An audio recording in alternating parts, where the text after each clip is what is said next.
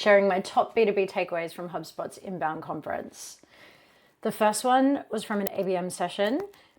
You can't change the timing on when someone reaches out simply by emailing and calling.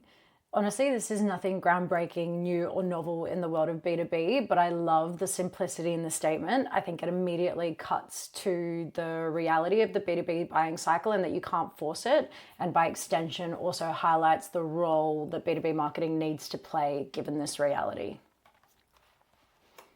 Second, also from Sixth Sense, in a survey they did, they found that buyers initiated contact with sellers 81% of the time, but the answer was yes 75% of the time when asked whether they'd been receiving comms.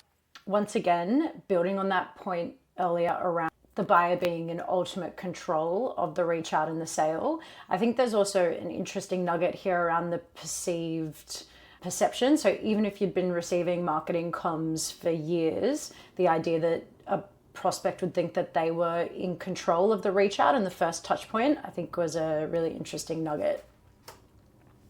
Third, this was from an organic LinkedIn growth session.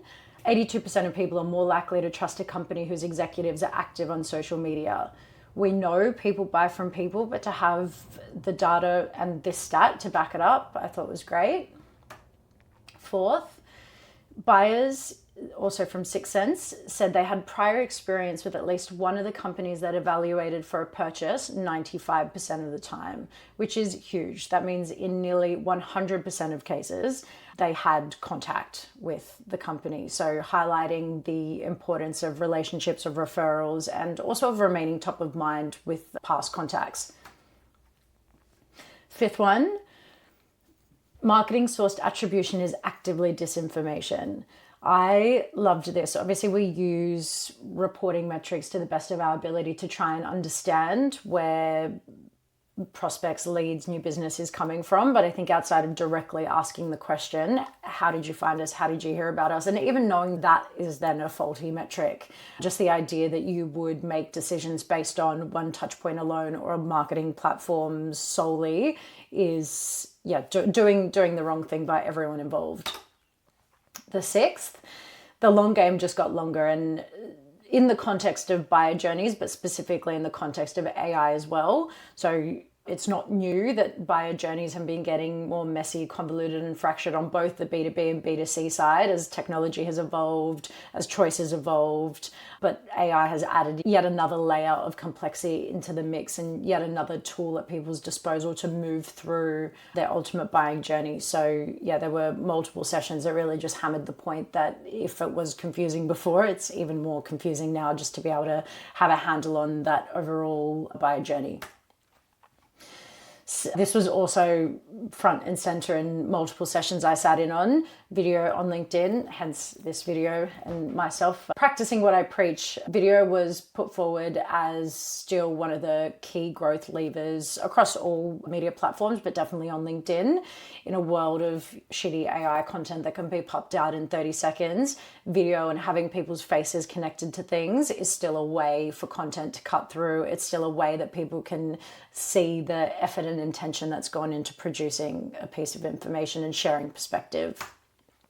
The eighth, I loved this one. This was the organic growth session. So the nugget was platform updates give you insight into what those platforms are prioritizing. So essentially making the point that if you can see changes, it's something that you should be paying attention to. And the specific example they gave was LinkedIn now showing impressions on posts, comments, and that being a marker that is something that the platform is actively prioritizing. They care about it, so you should care about it too. And a separate session then went into lots of examples of where they had seen growth through commenting on posts, but not even posting unique content. So again, making the point that commenting is a legitimate strategy to grow on LinkedIn.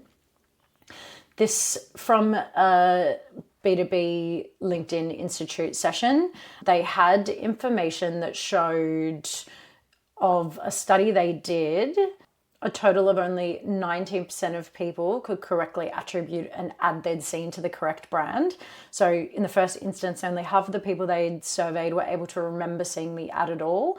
And then by extension, only 36% of the half that had seen the ad were able to attribute it to the right business. An interesting one to think about when you think about the idea of investing in marketing and then having it not even being connected to the work that you're making. And they made a big case for building distinctive brand assets and points of differentiation that make your brand stand out relative to your competitors. The last one was from a session with Marcus Sheridan, and he spoke a lot around, again, validating the idea that it's getting harder to acquire customers in the age of AI, harder to build and establish trust. So his big nugget was, to be the most trusted voice in your industry, you really have to be willing to show what your competitors aren't willing to show. You have to be willing to act in a way that your competitors aren't and sell in different ways to your competitors. Once again, making that point of differentiation and going to market digitally and across all your touch points and interactions in a way that is different compared to your competitors. That's it. I'll publish more posts breaking down each of these points in further detail.